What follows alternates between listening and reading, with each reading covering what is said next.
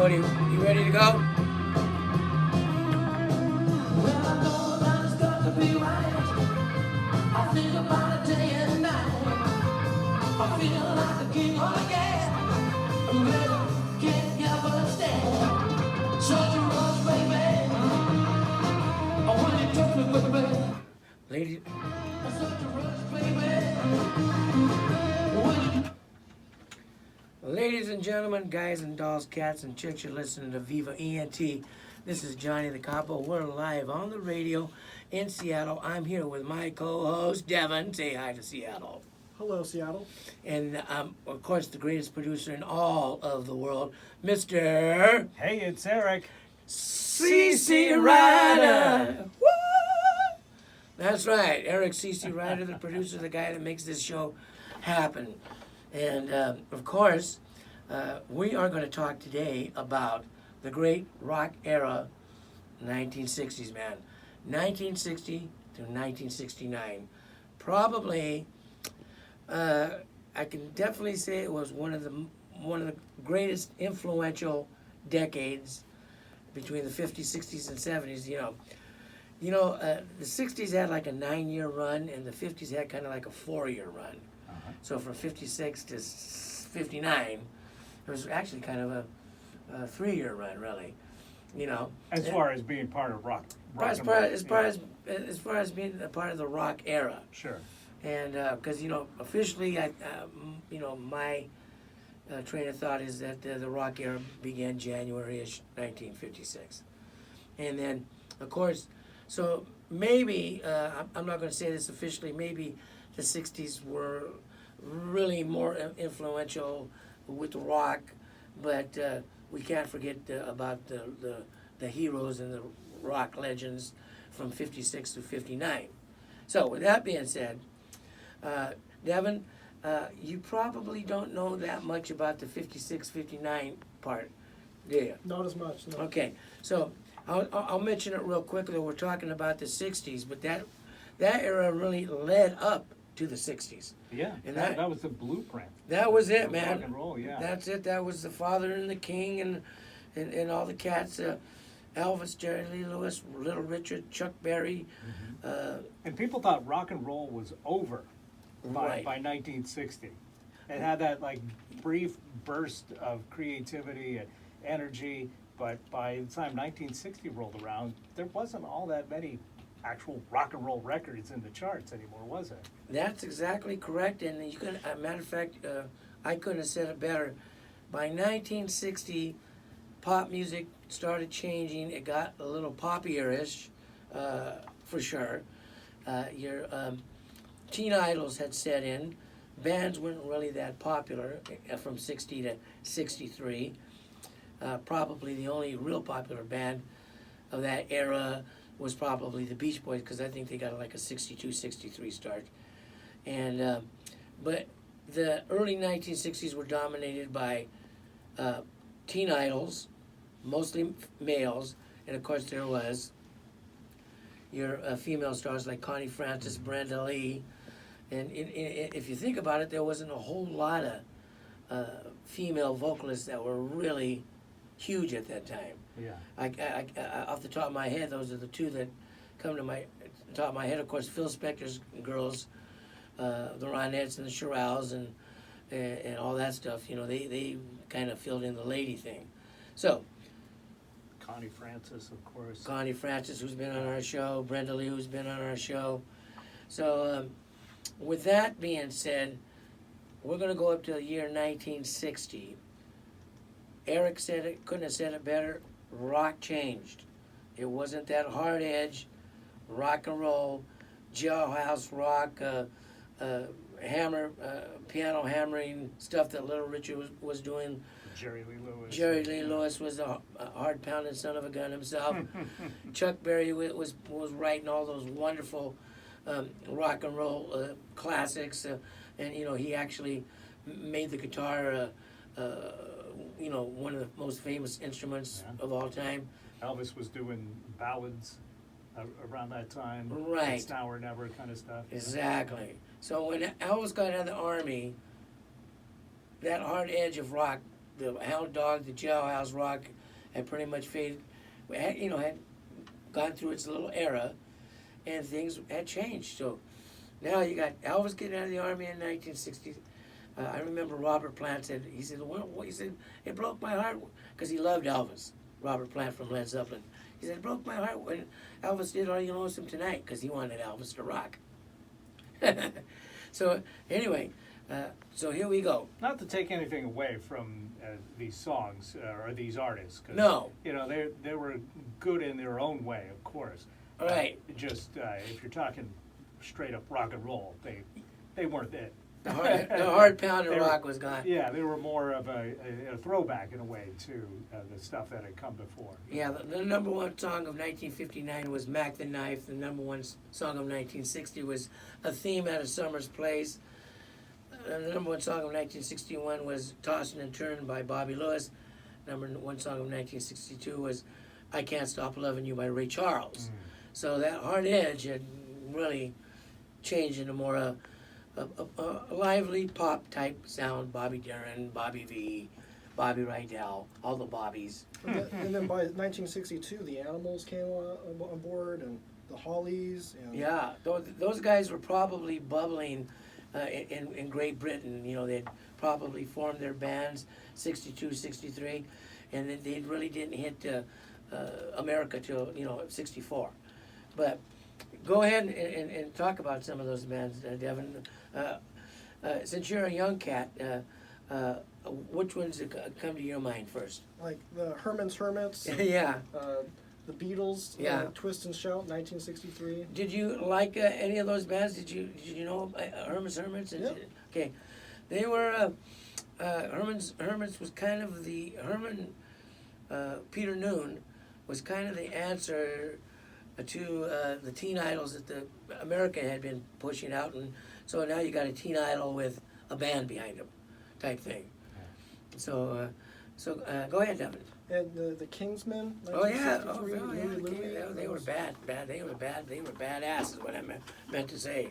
And the Zombies, 1961. Well, the Kingsmen were kind of doing the rock from that that era that we were talking about previously. They were doing Money. They were doing Louie Louie, which was a nice, Right. hard, gritty,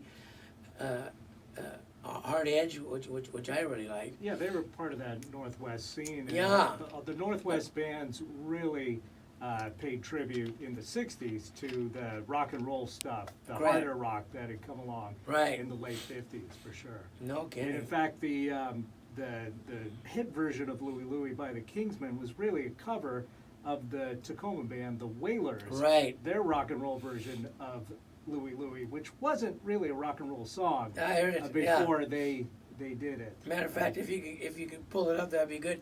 I never even knew, or I never heard of the Wailers. They were very popular here, because I'm from Vegas. I never heard of the Wailers till I got here. Yeah, me neither. They Yeah. had one major, national hit called "Tall Cool One," which was an instrumental. But locally, they were a massive band, packed all the dance halls in Seattle and Tacoma, and toured Washington quite a bit. Yeah, the original drummer from the Wailers was a guy I met when I first moved to Seattle in 2000, and actually introduced me to the DJ business. His name was Dave Rowland, and he's a pretty cool cat. Wow. So now we're talking 1960 to 1963. You got anything on the Beach Boys there, Devin? Oh yeah, the Beach Boys. They had some early hits back then. This was before Pet Sounds. Yeah. That was, Pet Sounds was 65-ish. and, this is more the time of like the Temptations. Right. Temptations were really 64 and up for the most part, unless you got some official dates there. Simon and Garfunkel, 63. 65. They might have formed in 63, but they didn't have any chart success till later. So what you're catching there is the dates when they probably first came out and started working. But Simon and Garfunkel didn't click till about 1965, for sure. And see, I'm like a encyclopedia here, man. And yeah, so. Of the era between 60 and 63, is there any artists or bands that you liked, Devin? Mostly the Beatles. Okay. Yeah, that come to mind. Okay, the Beatles were really 64 on up, but they were popular in England in 63. And they were touring and they were on TV. But they hit America February 1964. That's when all the hell broke loose. So, we can talk about the Beatles for sure. Beatles changed pop music forever, just like Elvis did in 1956. And there's no question that the Beatles are the most influential band of all time. Steppenwolf, though, in 1961, he was. Really? Yeah. He's got a start. Yeah, cool. Yeah, Steppenwolf was A lot of stuff bubbling under, but not Yeah, quite they probably cracking formed- that top 100. yeah, they didn't, Steppenwolf was 1967-ish, 60, When they had their big success. Born to Be Wild was 67. And the Turtles, that's 1965. That was, Mhm. That's about right. Turtles were big, they had a lot of hits. And you know, Eric worked for an oldie station too. What off the top of your head, Eric, what comes to you? As far as Beatles, that type of thing. Yeah, I mean it's striking. You know, when the early '60s had that kind of more of a easy listening kind of sound, Right. and then in mid '60s it definitely picked up again into more of a rock and roll feel, like the late '50s had done. Yeah. And so it was just interesting in, you know, one decade, and this happens every decade. Yeah. You know, there's like, it seems like mid-decade, there's a real just kind of change, you know. You've got your first 5 years, you know, that kind of follow a trend, and then the later 5 years follow a different trend. So it's interesting for sure, you know. Yeah. I like a lot of that early '60s stuff, and I like a lot of the later '60s stuff. It's just, you know, just strikingly different. Like, you know, you got your like psychedelic stuff. Right. He's mentioning Steppenwolf, you know, like Flying Carpet Ride is miles away from, Yeah. you know, Theme to a Summer Place by Percy. You Sledge. Was it Percy? Oh, Percy Know. Percy Faith. Faith, yeah. I said Percy Sledge. And But yeah, so go ahead, Devin. You have a thought? the Rolling Stones, that were Oh, the coming out. Stones. Yeah, 1962. Stones were 64. They came in with the Beatle invasion. I think they were the second or third band that came in. I think it was definitely the Beatles first. Then it was Dave Clark 5. Then it was Jerry and the Pacemakers, and then it was the Rolling Stones, kinda. Animals. The Byrds. The Byrds were 65-ish, I believe. Mhm. Could have been 64. Matter of fact, I think they were 65, Mr. Tambourine Man and all that stuff. But as far as the early Teen Idol stuff, you know, you had Paul Anka, Ricky Nelson, and all those guys. They were pretty much depending on songwriters to write songs for them, you know, as Elvis did, as everybody did. There was a few guys writing their own songs like Roy Orbison, and then even the Beach Boys were writing their stuff, and that type of thing. But when Beatles came into play, pop music changed to the thing where now it was bands, not teen idols, and then artists were actually writing their own songs. And that's where the music really changed. That British invasion really kind Yeah. of changed things. It did, a no. lot. You know?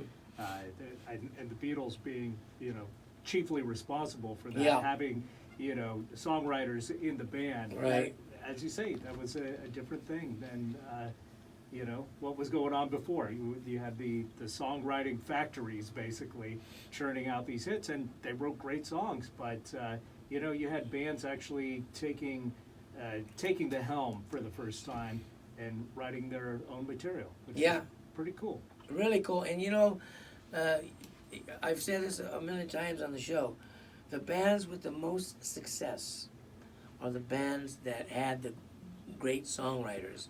Lennon, McCartney, Keith Richards and Mick Jagger. These guys kept putting out these great pop hits, and John Fogerty with Creedence Clearwater Revival, he did the majority of the writing, if not all. and he had all these cute little pop hits and just kept turning them out. So the songwriters in the bands were really the ones that got the longevity because they could write songs. I was fortunate enough to work a John Fogerty concert at the Chateau Saint Michel Winery. Yeah, tell us about that. Yeah, it was my first stagehand concert I Cool. worked, and I set it up. I should mention to the listeners that you're an AV guy, stage guy, and you do all these concerts in Seattle. So this is one of your first concerts that you It was did? the first concert I ever worked. Because you've done hundreds. Now I've done hundreds. Yeah. But that was back 2015. Yeah, Um, very cool. And Tell us about it. It was great. Have you ever seen the rain? It was pouring rain that night. It was, Have you ever? Gotcha. Go ahead. and right after that, Mark Knopfler played. Oh, my gosh. Like that same couple months later, and I worked Stevie Nicks at the Key Arena, and Who else? Give us a whole list. the whole list. Yeah, I got. Off the top of your head, anyway. Let me count the names. The Who came to town. You did the Stones, right? I saw the Stones. Okay. Last year. Didn't work that one. Did you work the Who concert? I worked the Who concert. Oh my gosh. Talking about the Who was one of those bands in the British invasion, but they didn't take off right away like the Beatles and the Stones and all the bands that came out in '64. The Who was kind of struggling with their music, as great as they were, and as great as songwriters Pete Townsend was. They were struggling getting a hit. You know, so in '64, '65, that big success of the British invasion really evaded them for particular reasons. And so finally, I think they might have hit with the pop hit in '66 with My Generation. And then, of course, when the music started changing in '67, that was when the Who started getting their niche. And they started really hitting it with their harder edge rock, and the Who have become one of the most famous bands of all time. Don't you agree? Yeah. I worked Peter Frampton last year, but Oh, he's no kidding. more 70s though. Well, Peter Frampton was '70s, and he was with Humble Pie, Mhm. which was one of my favorite rock bands of all time, for sure.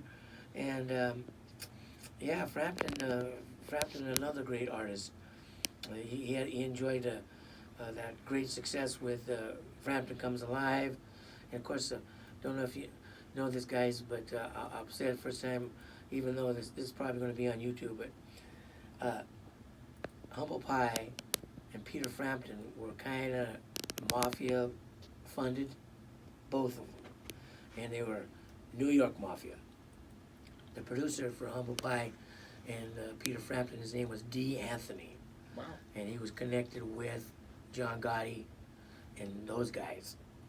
And that money to get these guys going came straight from New York Mafia. Incredible. Fascinating, isn't A it? little history lesson there. Yeah, Well, you know, we're about due for a commercial break. cool. And as we go to break, since we were talking about the early 60s, I thought I'd pull up one of my fave tunes from the early 60s from somebody I think is underrated Okay. and really should have had more success than he did. Del Shannon. Oh, yeah. Runaway, and you talk about guys in the bands writing the songs. Del Shannon He wrote was the writing his, song. yeah. He was writing his own material, and this was a massive song. Massive hit. And so let's go to break with a little bit of Del Shannon doing Runaway. As I walk along. Go for it, brother.